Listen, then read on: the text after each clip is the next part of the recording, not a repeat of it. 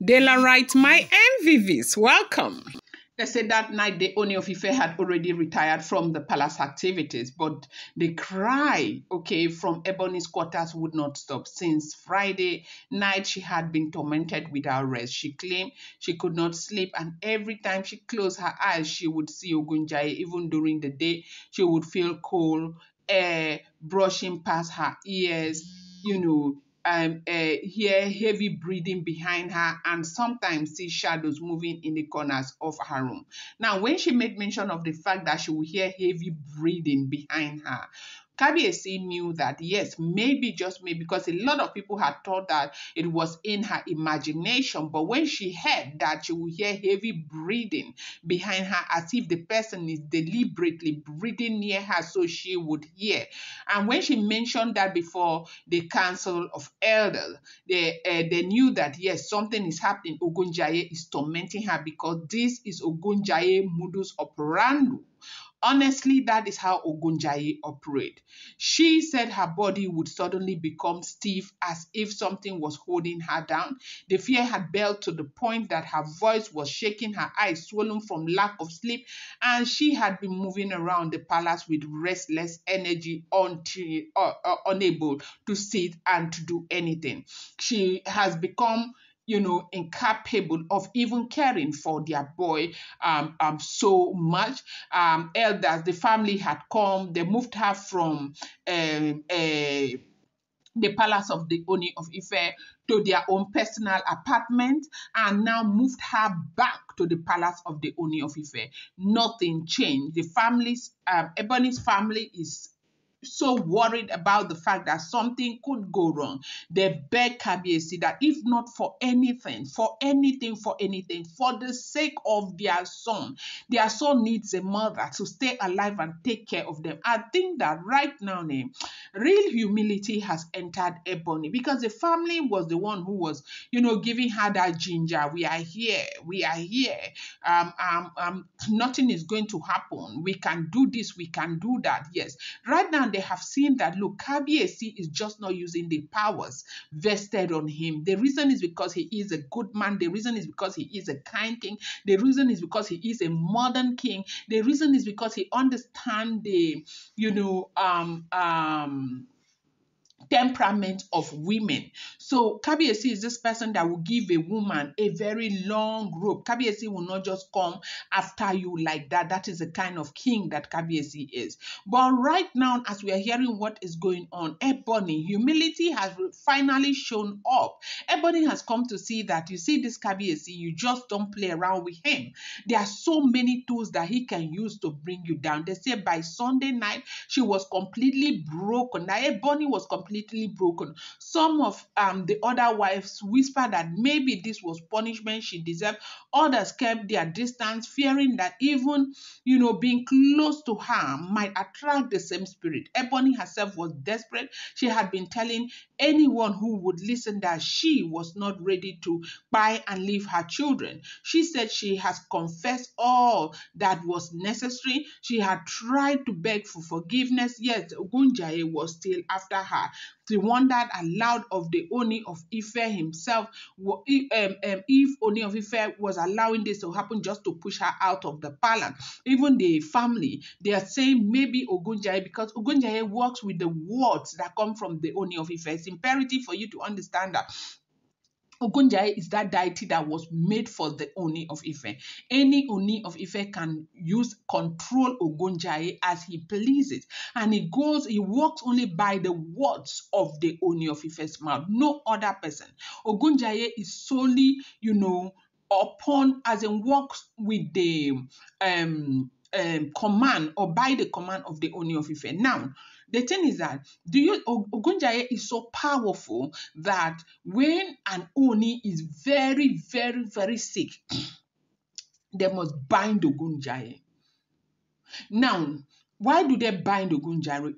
During that period where a monarch is sick, if Ogüñyãya is let loose and that monarch, something happens to that monarch, Ogüñyãya will terrify the palace and terrify the palace until a new monarch emerges. They say around the 16th century, something happened. A monarch had died, leaving Ogüñyãya loose. And that Ogüñyãya terrified. And now when they were to choose another monarch, there was hardly anybody qualified. They had to even give the position to somebody that was not fully qualified, so that the person would be able to control Ogüñyãya. And when they gave the position to that person that was not fully qualified, the person could not control Ogüñyãya because the person was not chosen by the gods.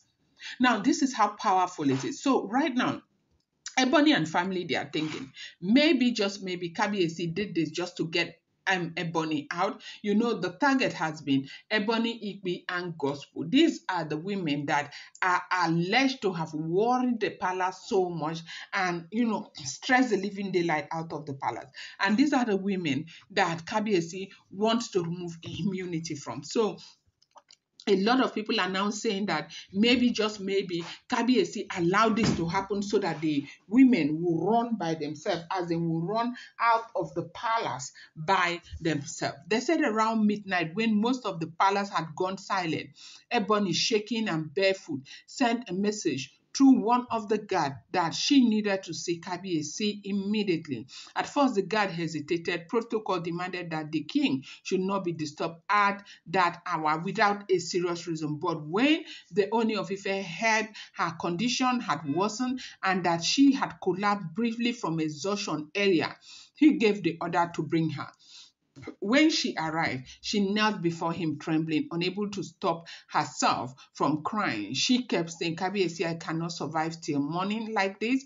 Please help me. Every corner I turn, I see it. I smell it. It's here now. Please don't let me cry. The city bunny was crying. The Ooni of Ife sat quietly for a while, watching her. Everyone knew he was a man who followed palace order and tradition strictly. Rituals and protections were normally done at specific time by appointed priests, never at such short notice, and certainly not by the Oni's bare hand. But that night, he made a decision that shocked everyone. Without, summoning the palace priest or waiting for morning, he got up, removed the coral bead bracelets from his hands, and instructed everyone except two trusted aides to leave the room. He then moved to the inner chamber where some sacred items were kept. He took out a small calabash containing powder, herbs, and another with a thick dark paste. Ebony was told to sit on the floor in front of him. The Ooni of Ife dipped his fingers into the powder, began to chant quietly, and blew the substance over her head. Then, still chanting, he smeared the paste across her forehead, the back of her neck, and both palms. He poured a few drops of concentrated water into her mouth and, instructed her to swallow without speaking. This was a direct breaking of, normal protocols. Kings do not personally perform this, act unless it is a matter of extreme urgency or personal significance. Normally, a priestess or chief priest would act as intermediary, but here he was shielding her himself. The chant went on for several minutes. At a certain point, the Ooni of Ife switched to a language few in the palace understood, older than the common Yoruba tongues. His eyes, remained fixed, his voice low but steady. Ebony, still crying softly, said she felt the cold presence begin to weaken. She said the shadow that had been, standing in the corner was now gone. When he finished, the Ooni of Ife took the leftover powder and tossed it into the air around her, forming an invisible, circle. He told her clearly, this will hold till the 13th. Do not break the instruction I will give you now. No argument, no defense. You must stay within the guarded quarters at night. You must not speak certain names, and you must avoid the old western gate, after sunset. If you break any of these, the shield will fall. And they said, Ebony nodded repeatedly, still shaking. She thanked him.